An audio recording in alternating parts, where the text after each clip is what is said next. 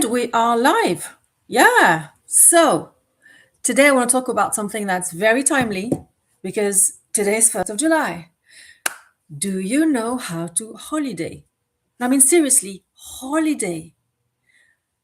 Enjoying that free time, not just a change of location. Because if you are treating a holiday as a change of location, and then while you're over there, you're operating the same way as over here, i.e., busy, going from places to places, packing your schedule with back to back activities worse than back to back meeting weeks. Honestly, of course, you are coming back from your holiday more drained than when you got there in the first place. So, hear me out. Holiday is not, I'm looking at my notes, is not a productivity challenge. You don't have to make the most out of it by packing it and squeezing every single activity in there that you can think of. Because then, what is the difference between this and your worst and busiest weeks when you are actually going to work and doing all your and running all your errands? I'm asking you, think about it. Holidays are a total different space, and I think they deserve to be treated that way. But I can see so many women, especially women, operating in such a way that honestly they can't benefit from going on a holiday. And we will talk about holiday versus staycation in another video because I think that's a real topic as well. And it blocks a lot of people from actually thinking they can go on a holiday, especially people in business. Now, going back to my topic, let me make a note. Let me see my notes. A holiday is not a performance. Are you doing that? Just pause for a second and ask yourself, am I treating a holiday as something that I can brag about when I'm back?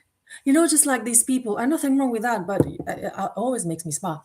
Like these people who make a point in coming back super tanned so that they can prove they went on a holiday. I'm like, well, get super tanned if you want to get super tanned for yourself, if you like that look, and if you want cancer, all right.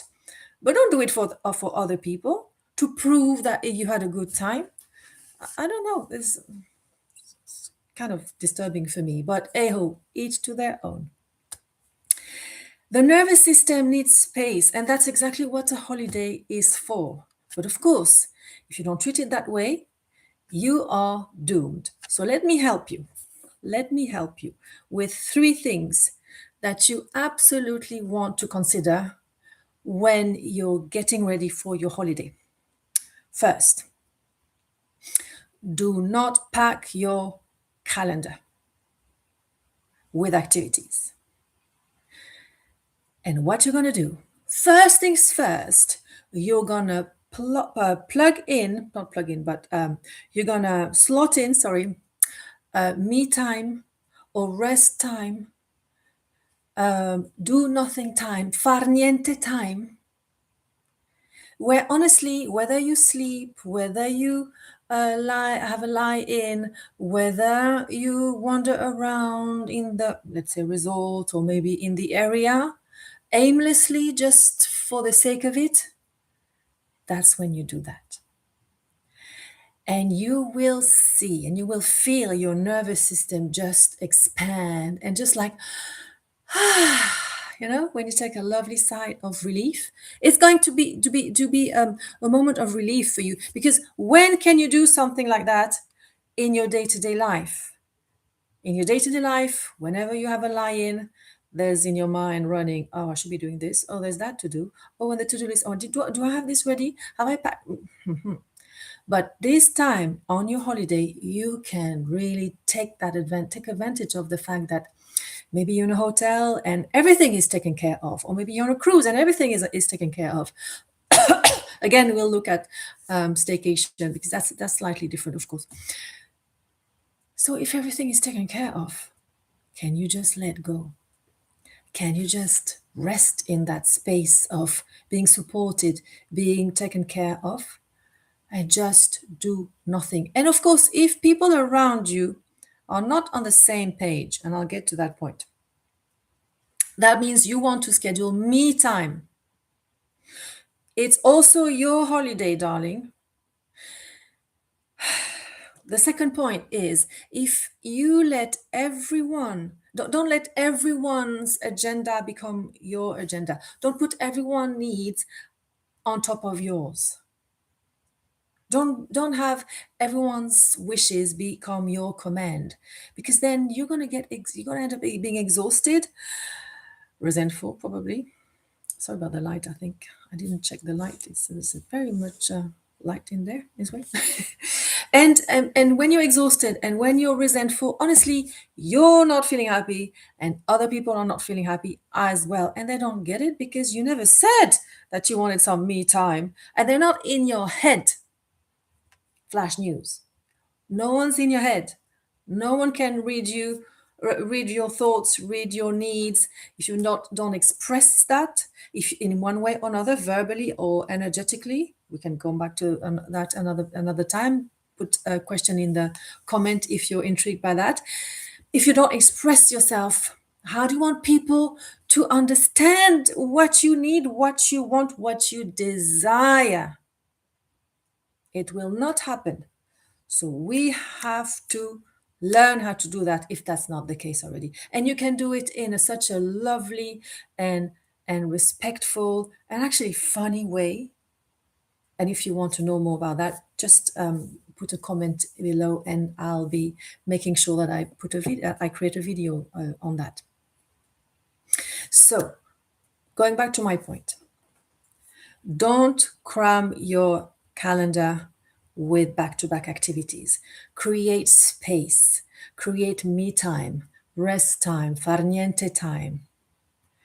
Let yourself have the space to wander around, be curious, maybe get lost a little bit in the city you're having the holiday in.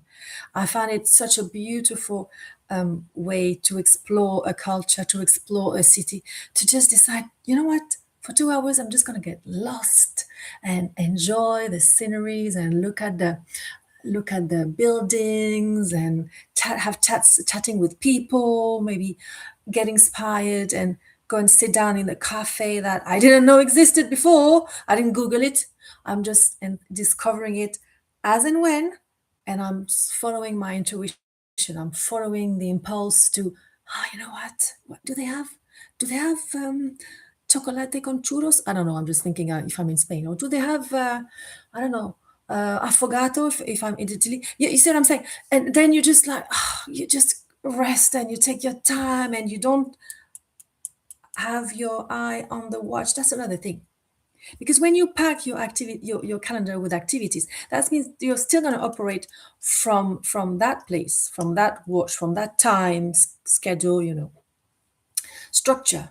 But that is typically what we do when we are at work. So you're transferring the framework of time management into a holiday. No. Someone has to wake up, and it's going to have to be you. And I'm going to be the one who has to wake you up. No. Because if that recharges you, fine. You can ignore what I just said. But if you're coming back from a holiday more exhausted than when you left, no, darling, no. That means we have a problem. The point of a holiday is to feel recharged. Am I right or am I right? So if you're not coming back recharged and feeling refreshed, then we have a problem. Then we have to look into that. I think I made my point very clear. So let me come back to my notes. And I think it was very, very, very clear what I said about do not cram your calendar, your diary with too much stuff. Yeah. Oh, yeah. And you have permission to miss things. Yeah. Because no one is going to tell you off, except if you have angry people with you on a holiday. Then you are going to be in a bit of a pickle. You know what? The option is don't go on a holiday next time with them. I mean, I'm just saying that's always an option. Anyway, moving on. Tip number 2, that's a big one. And I know it's not easy. I know because I've been there. Leave work behind in your mind. In your mind, but also physically. Don't bring the work laptop to work, to holiday, sorry. Yeah, very interesting wording here. Don't bring your work laptop on a holiday if you want to come back recharged. If you want to have this kind of a wipe off feeling, lovely feeling that you get from a good, restful, restorative holiday. When actually you come back, you've probably been there. You come back from work from the holiday, and you forgot all your passwords for work, and that's when you realize, gosh, I really did switch off. And that's the power of a good restful holiday. But if you got the laptop with you on the beach or by the swimming pool, everyone else is having fun and you're like this, hey, you're not going to forget your work passwords, which is a missed opportunity, let's face it. And B, you're never going to be able to switch off, to be present, to enjoy, to build memories with the people around you. And you won't feel like you've had a break. And we all need a break from time to time. That's not cheesy. That's actually productive, because rest taken seriously is actually a productivity hack. And I know it sounds completely counterintuitive. And if you are actually in that camp, in that team, as in, what did you just say? Rest is a productivity tip? Put in the comment below that you want to know more about that, and I'll make a video about that. Because rest is really a productivity tip, probably one of the most important ones, and one of the most underrated ones as well. Let me look back at my notes. I'm looking a lot at my notes today. It's okay. So we said no work laptop. Yeah, I remember with a client, he couldn't figure out how to not reply to his clients when he was off. And I said to him, do you have an out of office email? And he went, oh, no, I don't. And I'm like, well, with an out of office email, they feel they're taken care of, and you are actually telling them, not now, later, that you'll take care of their inquiry later. So it's a win-win. Everyone knows where they stand. They know you haven't ignored them, and they know that you haven't ignored them, if that makes sense. So that's easy. That's super easy to set, and at least it should alleviate the guilt. Now, the guilt is a big thing. Rest very much so triggers the guilt of being lazy, not productive, falling behind. I'm resting, but what if the world keeps going and moving, and that means I'm going to be behind? Let me bring the work laptop. No, darling. Rest has this capacity to create space in your mind so that you can then have creative ideas to quantum jump, to accelerate your progression when you're back at work. Try it. Try it. I keep repeating that. I've said that in another video. Why do you think you have aha moments, light bulb moments in the shower? Because in the shower, if you're not in a hurry, if you are able to have take a bit of your time in the shower, your mind is just relaxing, and usually the sound of water completely washes off concerns and makes you feel really present, and it's usually a lovely moment. And that is exactly when you have that light bulb moment. I think we've all been there. So each time I tell someone how about the light bulb moment in the bathroom, everyone goes, oh yeah, those moments are great. Yes, those moments are great. They don't have to happen randomly. You can you can create more space for light bulb moments like that. And light bulb moments are exactly what I mean by when I say quantum jumping, quantum leaping, accelerating. Instead of grinding, and forcing it and looking at the same thing through the hole of a needle, that's not how you accelerate things. That's how you actually fall into rabbit holes and dig deeper. But try. You don't have to believe me. Try it for yourself and just figure out how you can create more bathroom light bulb moments in your life outside of the bathroom. There, I said it. Now, of course, we said it about the work laptop, but that the same goes with the email. Yeah, the work email. No, if it's on your phone, I would be very tempted to delete the work email from your personal phone and ask for work phone, professional phone, where this email sits in its natural habitat. It doesn't sit in its natural habitat when it's downloaded on your personal phone, your work email. I'm sorry. No. Because then how do you want to switch off?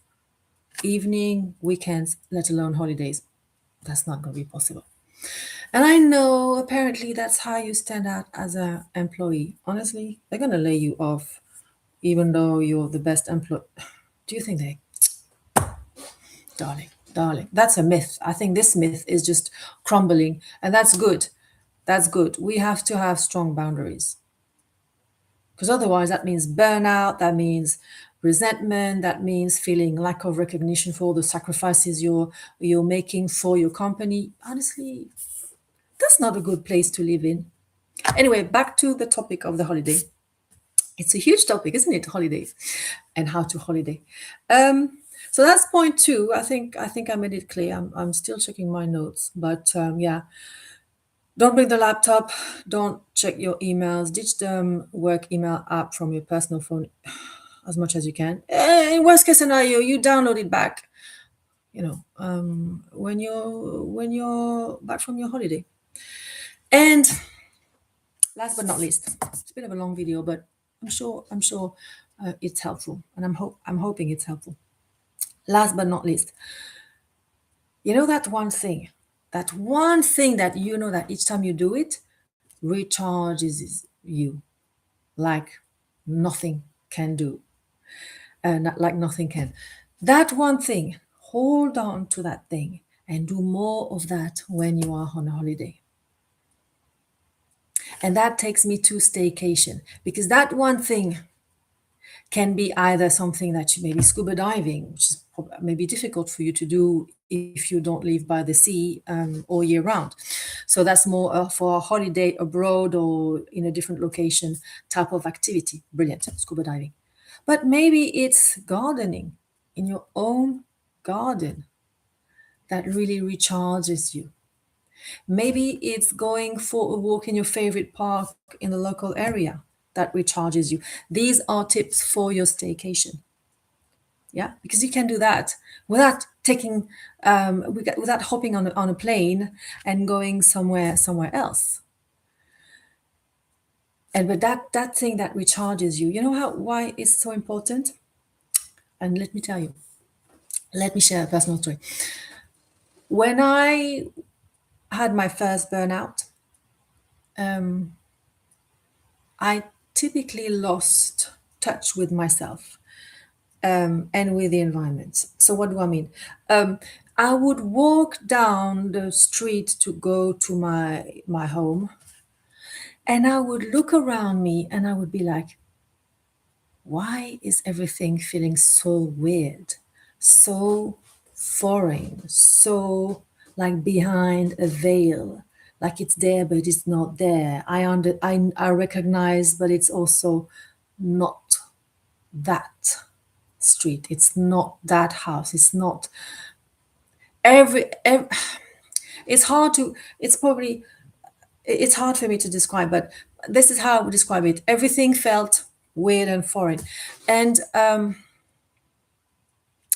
This is where I'm going. I lost my trail of thought, but then I, I remembered it. The one thing, the only thing that kept me grounded and connected with myself was that one thing that I keep doing to recharge my batteries. And for me, that's dance. So everything was crumbling around me and within me, because when you're in burnout, that's what happens. It's not it's not your weekend moment of down energy and then up your back. No, no, no, no.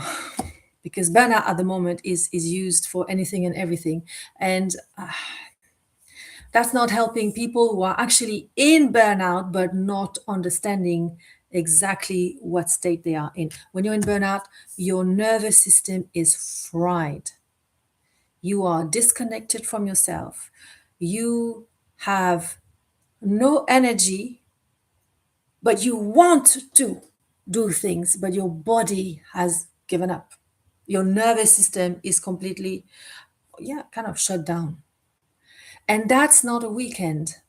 That's months and sometimes years of being in that state before you can then come back up. For me, it took months to recover from the burnout because I had dance for myself. I would go to my dance classes, even if I hadn't slept, because I went into 5 months in insomnia, not one single night of sleep during this first burnout. Even if I was zombified, clearly, I would go to the dance class, and I remember feeling, yes, this is who I am. I remember who, oh, I'm getting emotional. I remember who I am when I dance. This is who I am. So the reason I'm sharing this is um, a hobby or passion or something you do and you like to do is not a nice to have. It can be a life saving tool for you when things go south, and I mean when things go really south. It can be life saving for you or for someone you know. So I insist with my clients and with everyone that they pursue something of that nature, that they, or at least they identify it, they know from past experience that this thing, this activity is something that deeply recharges them from the deeper depth of their soul, because that's what we're talking about here. And that's capital. That's French. That's not what I want. That's essential. That's essential. C'est capital. That's essential to really be able to identify that.